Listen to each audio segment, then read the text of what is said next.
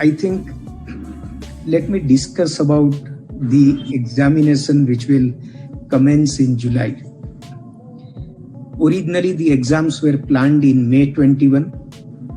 Thereafter, because of lockdowns, we had to postpone it to July.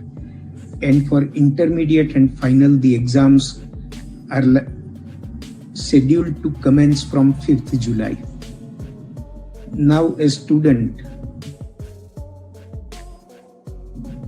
that in some states there are still lockdowns and whether exams will happen. The Vice President very rightly mentioned that the decision will be taken in the best interest of students. We will not compromise with your health and your life. So when we find that there is no risk, exam will be conducted. And this 5th July date has been selected after looking at the data of the COVID positive cases last year and even this year.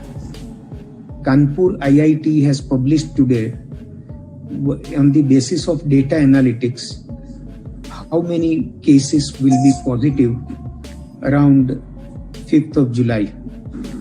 And they are showing the figure of daily cases around 35,000, 35 to 40,000. Now, last year in November 20, when we commenced the exam, daily cases were in the range of 50,000. So, you try to understand what is the position of the institute. Every 6 months, 3 lakh students appear. And we can't put the career of students on hold for a very long time. At the same time, we can't compromise with their health, with the risk which is attached to their health and life because of Corona.